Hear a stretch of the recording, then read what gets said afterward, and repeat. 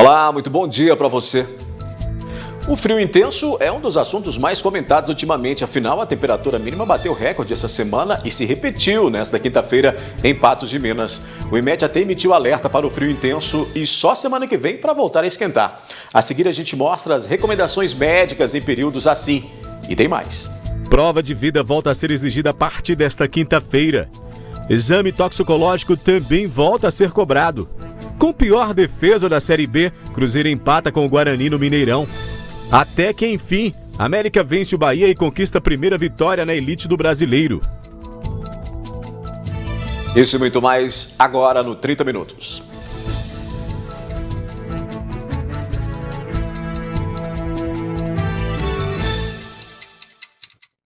A partir desta quinta-feira será exigido do motorista com CNH C, D e E, com vencimento entre março e junho, o exame toxicológico.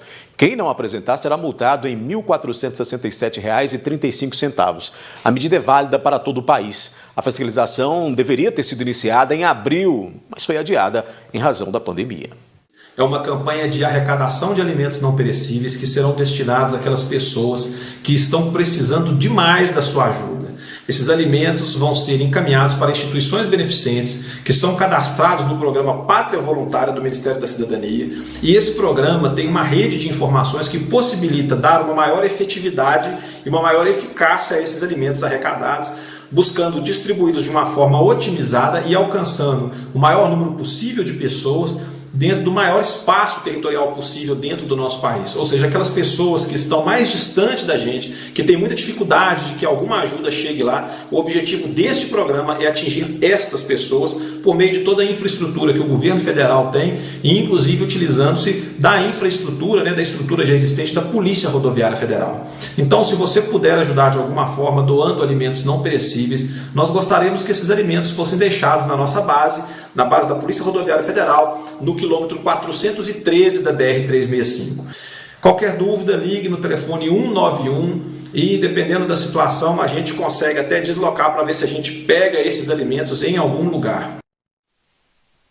Você viu aí que a Polícia Rodoviária Federal lançou então a campanha Estrada Solidária, A ideia dessa iniciativa é arrecadar alimentos e ajudar as famílias que enfrentam ou passam por esse momento tão difícil aí, A seguir aqui no 30, a gente vai falar da queda intensa na temperatura também na região, as recomendações médicas em períodos assim e tempo gelado vai continuar. O IMET, inclusive, emitiu alerta.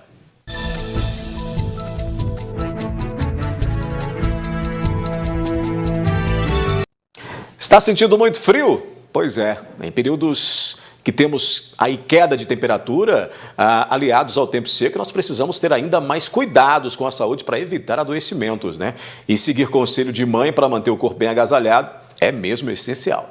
29 de junho foi um dos dias mais frios de Patos de Minas, atingindo a mínima de 9 graus. Mas dias mais frios ainda virão ao longo da semana. E a dúvida é: será que as pessoas têm cuidado da própria saúde e se mantido bem agasalhadas? Fazendo frio não. Já fez, vai esparramando. Pode esquecer a blusa, que é o essencial, que o frio tá forte mesmo. Frio, dormir tem que usar um cobertor. Um dos fatores importantes a serem lembrados é que nesse período todo o sistema imunológico fica afetado pelas baixas temperaturas. O frio, ele pode levar ao desequilíbrio do nosso metabolismo, já que a nossa temperatura tem um papel fundamental na manutenção da nossa homeostase, do equilíbrio do nosso organismo. A gente sabe que o frio excessivo, ele pode levar a problemas seríssimos, como problemas respiratórios, arritmias cardíacas e até uma parada cardiorrespiratória. Com isso, as doenças típicas dos períodos frios atacam. Daí a importância de se agasalhar, vestir várias camadas de roupa para se manter bem aquecido, de preferência com tecidos sintéticos ou de lã. Também é necessário lembrar das extremidades, como a cabeça, mãos e pés. Lembrar dos gorros, toucas, cachecóis, luvas e meias de inverno. Esta é uma boa forma de manter o corpo em temperaturas adequadas e o sistema imunológico bem protegido. A gripe, os resfriados, a rinite, as sinusites, as ites, que a gente é acostumado já nessa época do ano. Para a gente evitar essas doenças, uma das principais maneiras é a gente se agasalhar, protegendo contra o frio. Por fim, manter uma boa hidratação, tanto da parte interna do organismo como da parte externa, como a pele.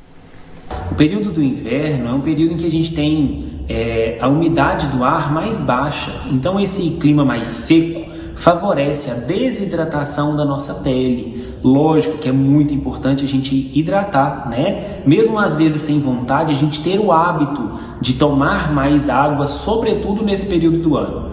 Mas a gente tem que tomar bastante cuidado também com a hidratação da nossa pele e das nossas mucosas. Então a gente tem que hidratar de fora para dentro. O uso de cremes, sobretudo nesse período, é muito importante. A massa de ar polar prevalece, por isso frio intenso também na nossa região. Patos de Minas repetiu a temperatura mínima mais fria registrada essa semana, 9 graus. O professor de climatologia Adalberto Vieira falou dessa situação, mas com o vento a sensação térmica é de frio mais intenso. Quinta-feira fria em todo o estado. Para as regiões do Alto Paranaíba e Noroeste Mineiro, o IMET também emitiu alerta para a onda de frio. A mínima ficou gelada nesta quinta-feira. O IMET apontou 8 graus, com máxima de 27 graus. Haja saúde, pois a amplitude térmica é de 19 graus. Por isso, reforço nos cuidados com a saúde, ainda mais com o tempo tão seco.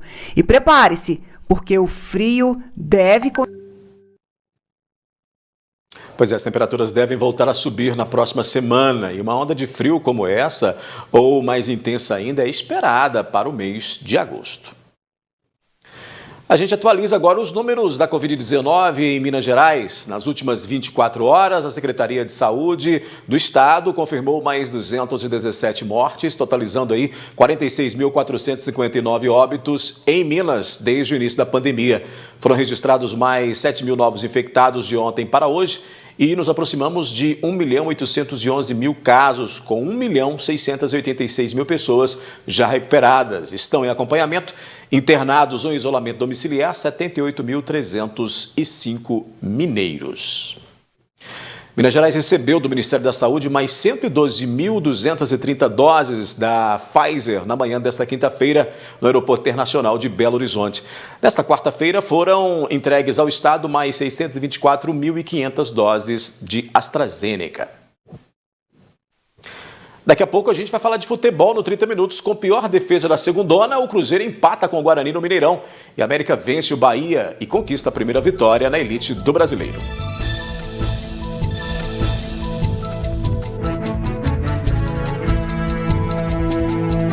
Vamos falar de futebol? A Raposa encarou o Guarani na noite dessa quarta-feira no Mineirão e a partida terminou com 3 gols para cada lado.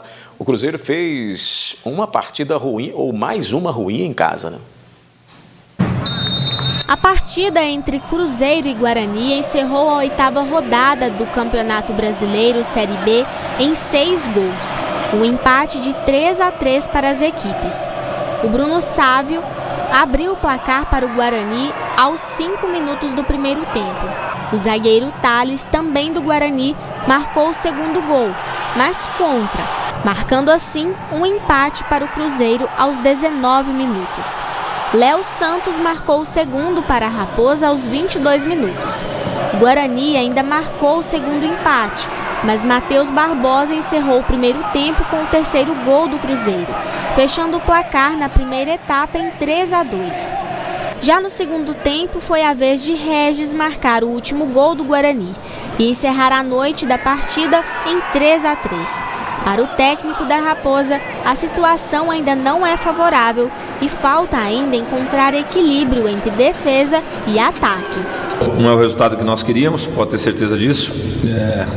Encontrar esse equilíbrio não está sendo uma tarefa fácil, por vários motivos. A gente não consegue repetir formação, quantidade de jogos, não tem tempo de treino. Mas é minha função encontrar esse equilíbrio, é minha função ajustar e assim, eu saio triste comigo mesmo, principalmente pelos 3 gols que nós tomamos. Então cabe a mim como treinador buscar soluções para encontrar esse equilíbrio. O Cruzeiro volta a campo no próximo sábado, e encara o Brasil de Pelotas, no estádio Bento Freitas, no Rio Grande do Sul. Já o Guarani enfrenta o Brusque no domingo, no Brinco de Ouro, em Campinas. Teve o gol contra para o Cruzeiro, fez mais 2, não conseguiu segurar e acabou tomando o terceiro aí, ficando em 3-3. A situação da Raposa continua cada vez pior, né? O América teve a sua primeira vitória no Brasileiro Série A em partida contra o Bahia, que terminou em 4-3, né? E que sufoco, né? Porque o Bahia encurtou a diferença com 2 gols no finalzinho do segundo tempo.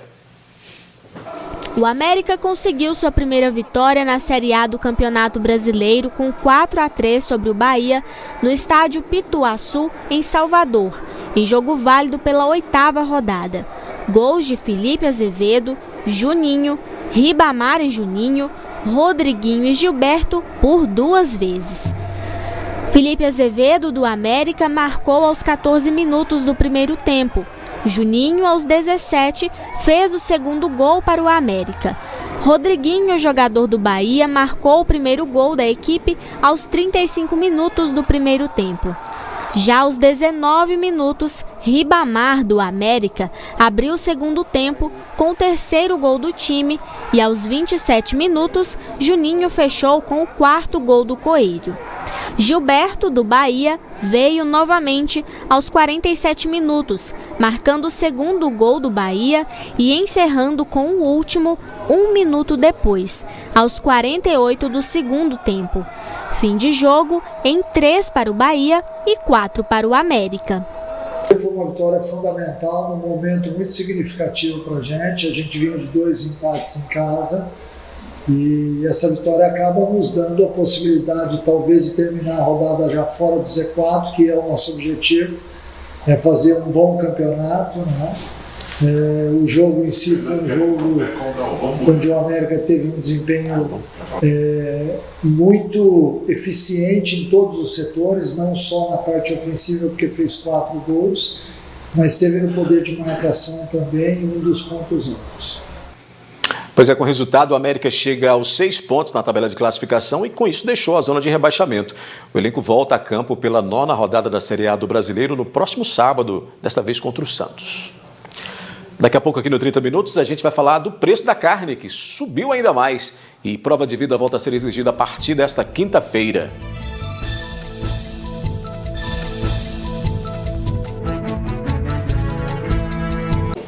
A prova de vida volta a ser exigida a partir desta quinta-feira para os servidores inativos, aposentados e pensionistas e iniciados políticos que recebem pelo regime próprio da Previdência Social. O procedimento, que havia sido suspenso na pandemia, deve ser feito de acordo com o mês de nascimento.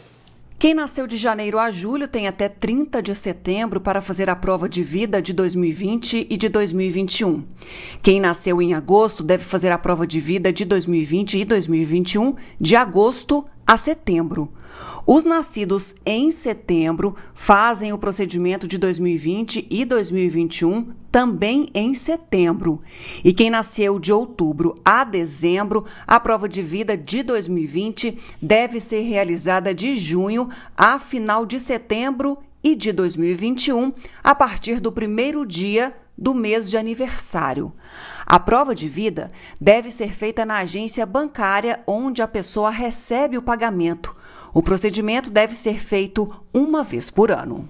Nós vamos mostrar agora a história do Cássio. Ele continua a ocupar um terreno na Fátima Porto porque ainda não tem para onde ir. No local, que alguns podem confundir com um lixão, na verdade são materiais recicláveis que ele junta para vender como meio de ter uma renda. O reciclador Cássio Marques da Silva tem 44 anos e há 7 vive nesse lote situado às margens da Avenida Fátima Porto. Eu vim para cá que eu tive um problema de saúde.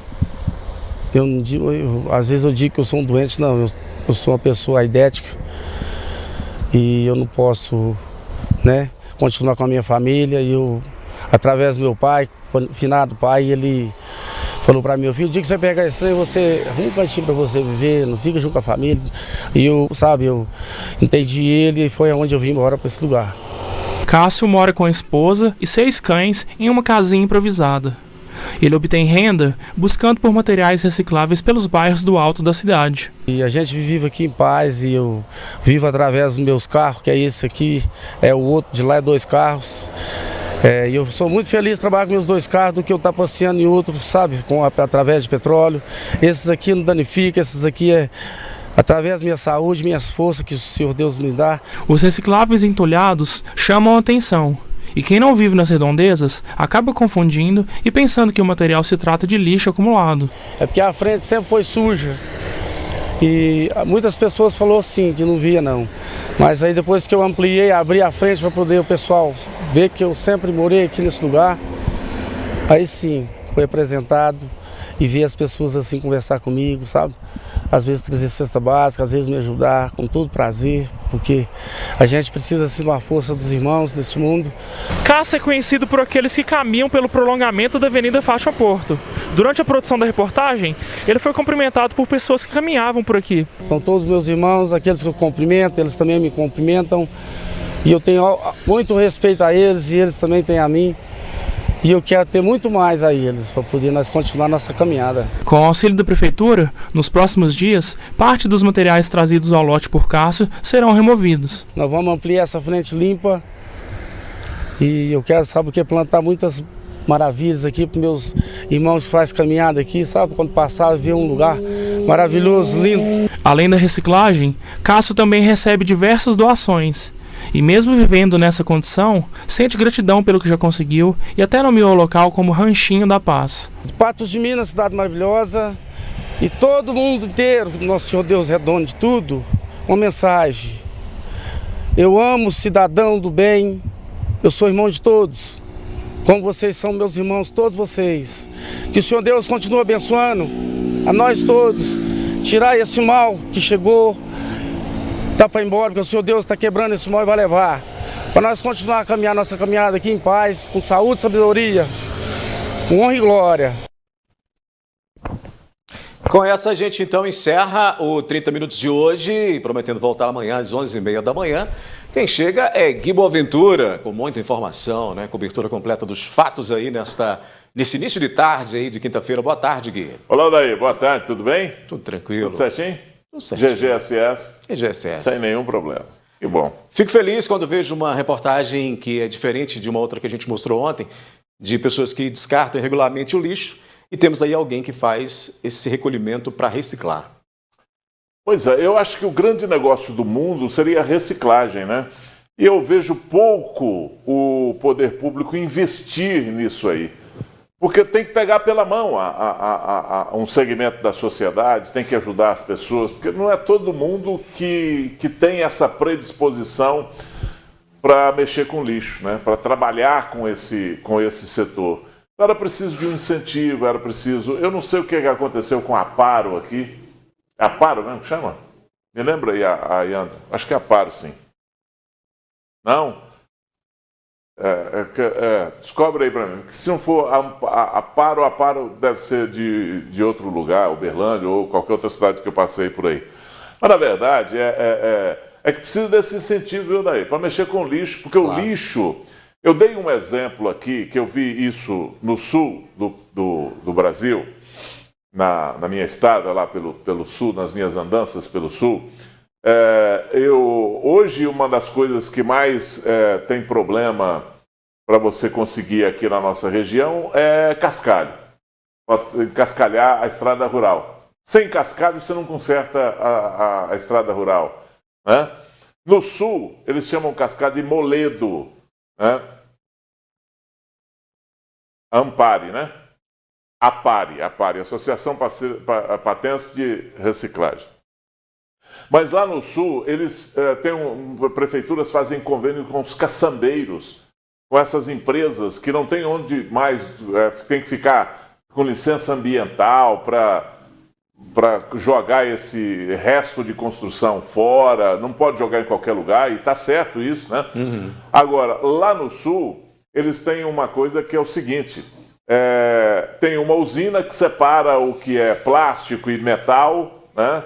E o próprio caçambeiro pega esse material, leva para essa usina, a usina separa, ele pega de novo, leva para uma estrada rural definida, lá para uma estrada vicinal definida, eles despejam aquilo na estrada, vem uma patrol, a patrol espalha esse coisa na estrada, né? E tem a equipe de lá é a equipe que fica lá, o equipamento que fica lá à disposição na estrada vicinal, é uma patrol, um rolo compressor, daquele que não é um equipamento tão caro, e um caminhão-pipa com água. Vai lá no córrego, tira a água, molha aquilo, vem o rolo, o compressor, passa em cima daquilo. É melhor do que você andar, às vezes, em estrada de asfalto. Pavimentado, né? E aí você resolve um problema ambiental e resolve um problema das estradas vicinais. Então essa questão, eu estou dando esse exemplo aí para dizer o seguinte: o aproveitamento do lixo, seja ele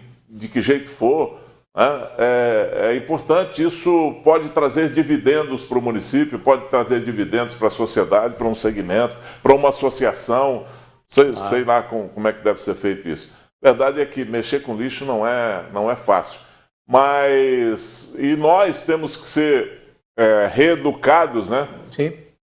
Para separar o lixo, para fazer a coleta seletiva do lixo, separadinho, bonitinho.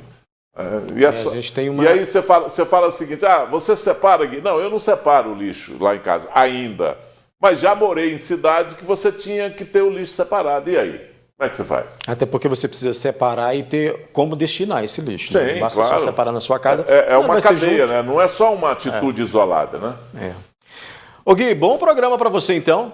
A gente se encontra amanhã, viu? Deixa comigo. Até. Um abraço, até.